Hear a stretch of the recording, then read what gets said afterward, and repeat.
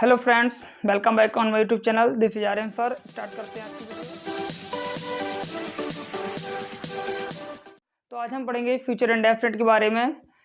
चूंकि हम present indefinite and past indefinite के बारे में पढ़ चुके हैं, आज हम पढ़ेंगे फ्यूचर इंडेफिनिट के बारे में। पहले पहचान देख ले रहे हैं इसकी कि पहचान क्या है। इसकी पहचान लिखी हुई है कि जिन वाक्यों की क्रियाओं के अंत में गा, गी, के आदि शब्द लिखे हों तब हम फ्यूचर इंडेफिनिट का प्रयोग करते हैं। मतलब जो बात क्रिया के अंत में, जिसके क्रिया के अंत में गा लिखा हो, गे, गे ये शब्द लिखे हो तो हम समझ जाएंगे कि टेंस कौन सा फ्यूचर की है। और चूंकि इसमें बात हमेशा फ्यूचर की होती है, कोई भी बात आपको कोई भी काम करना हो इन फ्यूचर में, जैसे मैं कल स्कूल आऊँगा, मैं अगले सोमवार को स्कूल आऊँगा, या फिर मैं ये करूँगा, मैं वो करूँगा, मैं अंग्रेजी पढ़ूंगा, एक्सेट्रा। ऐसे बात जब आपको कोई भी काम फ्यूचर में करना हो तब हम वहाँ पर फ्यूचर इंडेफिनिट का प्रयोग करते हैं। अगर हम इसके हेल्पिंग वर्ब की बात करें तो इसकी helping verb will and shall, दो मॉडल्स का यूज होता है। विल भी लगता है और शैल भी लगता है। और इसकी एमबी की बात करें, मतलब मुख्य क्रिया की बात करें, तो ऑलवेज इसका वी1 आता है, मतलब फर्स्ट फॉर्म, मतलब वर्ब की हमेशा पहली फॉर्म का यूज होता है इसमें। और अब क्वेश्चन ये उठता है कि मतलब कि कहाँ विल लगाएं और कहाँ शैल लगाएं। तो हम क्लियर कर दे रहे हैं कि जब सब्जेक्ट आई और बी हो, क्या हो, आई और बी, तब आपको ऑलवेज शैल का यूज करना है। एंड अदर सब्जेक्ट हो कोई, तब आपको विल का यूज करना है। मतलब चूंकि आपको पता है कि विल और शैल एक मॉडल्स होती है और इसका सिस्टम सिंगुलर और प्लूरल सब्जेक्ट के साथ नहीं होता। तो आई सब्जेक्ट दिख जाए या बी दिख जाए, मतलब कि जब भी फर्स्ट पर्सन दिख जाए तब आपको शैल लगाना है। और जब सेकेंड या थर्ड पर्सन यूज हो रहे हो एज ए सब्जेक्ट, जैसे कि ही हो या फिर यू हो या फिर दे हो, अगर ऐसे सब्जेक्ट लिखे हो तब आप वहाँ पे बिल का यूज करेंगे। आप किसका करेंगे? बिल का।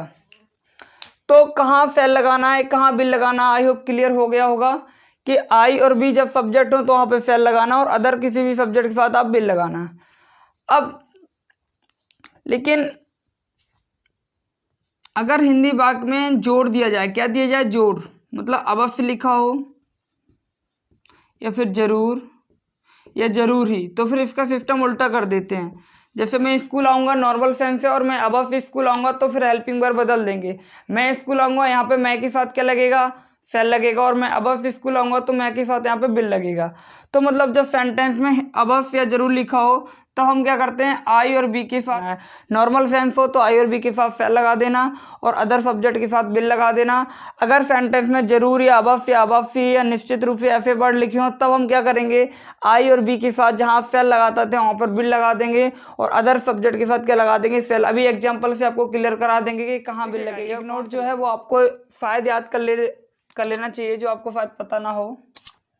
देखिएगा बोर्ड पर एक नोट लिखा हुआ है जो आपको याद कर लेना चाहिए कि फ्यूचर इंडेफिनिट के पॉजिटिव या नेगेटिव वाक्यों में आप किसी भी सब्जेक्ट के साथ बिल का यूज कर सकते हो। मतलब कि अगर वाक्य पॉजिटिव लिखा है या फिर नेगेटिव लिखा है तो आप I, be, you, they, the, those किसी भी पर्सन के साथ या किसी भी सब्जेक्ट के साथ आप बिल का यूज कर सकते हो, कोई गलत नहीं है। अगर आपको पुरानी इंग्लिश के हिसाब से चलना है तो पुरानी इंग्लिश ये कहती है कि आई और बी के साथ शैल लगाओ और अदर किसी सब्जेक्ट के साथ बिल लगाओ। लेकिन अगर हिंदी वाक्यों में जरूर या अवश्य लिखा हो तब आई और बी के साथ हम बिल लगाते हैं और अदर के साथ शैल लगाते हैं। लेकिन जो अभी नया अपडेट आया है इंग्लिश में, मतलब कि तो आप क्या कर सकते हो कि किसी भी सब्जेक्ट के साथ, मतलब कि जब फ्यूचर इंडेफिनिट बनाना हो और पॉजिटिव हो या नेगेटिव हो, मतलब बात डबल इंट्रोगेटिव या इंट्रोगेटिव नहीं होना चाहिए, बात या तो पॉजिटिव हो या नेगेटिव हो, तो पॉजिटिव या नेगेटिव वाक्यों में आप किसी भी सब्जेक्ट के साथ बिल का यूज कर सकते हो, कोई गलत नहीं है।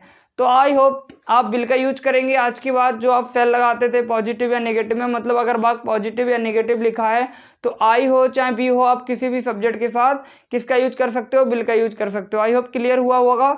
आगे देखते हैं हम एग्जाम्पल। बोर्ड पर एग्जाम्पल लिखे हुए हैं, देखिएगा। पहला एग्जाम्पल है कि मैं कानपुर नहीं जाऊंगा। तो बनाते हैं कैसे बनेगा ये। तो चूंकि गागी के लिखा है तो ये कौन सा वाक्य है? फ्यूचर इंडेफिनिट है। नहीं लिखा है तो नेगेटिव हुआ। नेगेटिव में सबसे पहले सब्जेक्ट, उसके बाद हेल्पिंग वर्ब, चूंकि आई और बी के साथ शैल लगाते हैं, उसके बाद नॉट, उसका जाऊंगा, गो टू कानपुर। आइए पहला क्लियर हुआ होगा। चूँकि हमको पता है कि जब सब्जेक्ट आई होता है या बी होता है तो हेल्पिंग वर्ब फेल लगाते हैं, तो आई फेल और उसके बाद नॉट आएगा, उसके बाद हमेशा B1 आता है और टू कानपुर। चाहे सेंटेंस पॉजिटिव हो, चाहे नेगेटिव हो, चाहे इंट्रोगेटिव हो, चाहे डबल इंट्रोगेटिव हो, हर मतलब वाक्य में हेल्पिंग वर्ब को लगाना बहुत ज़रूरी है। तो मतलब हेल्पिंग वर्ब छोड़ना नहीं है, हमेशा लगाना है। और नेक्स्ट देख लें।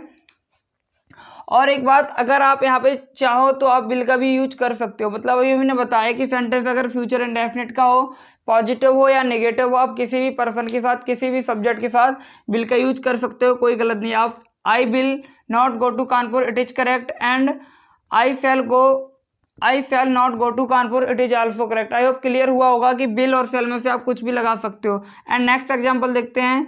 वह कल मंदिर जाएगा, तो वह के लिए he will go to temple कल, चूंकि बीते हुए कल की यस्टरडे होती है और आने वाले की कल की टमारो होती है, TOMORROW।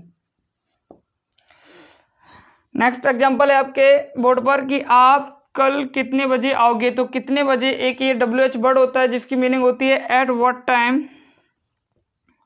एट व्हाट टाइम का मतलब होता है कितने बजे। उसके बाद आती है हेल्पिंग वर्ब विल, उसके बाद subject you, come tomorrow TOMORROW, last में question mark. I hope clear हुआ होगा एग्जाम्पल।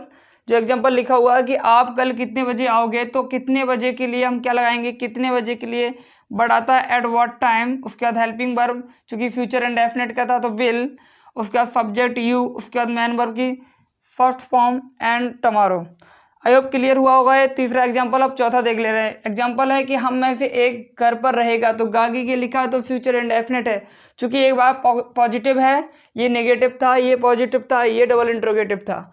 तो देख ले रहे हैं हम में से एक, चूंकि हमको पता होना चाहिए कि हम में से एक जो सब्जेक्ट है इसकी मीनिंग क्या लगेगी, वन ऑफ अस। क्या लगेगी, one of us. One of us के बाद क्या आएगा, हेल्पिंग वर्ब विल, लिव मतलब रहना, और घर पर मतलब एट होम। घर पर मतलब एट होम, लास्ट में फुल स्टॉप।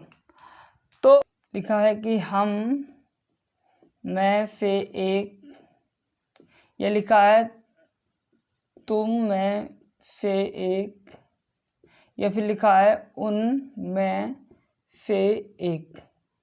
तो इन वर्डों की जो मीनिंग लगाते हैं वो हम आपको लिखा दे रहे हैं कि हम में से एक के लिए लगाते हैं one of us, one of you and one of them.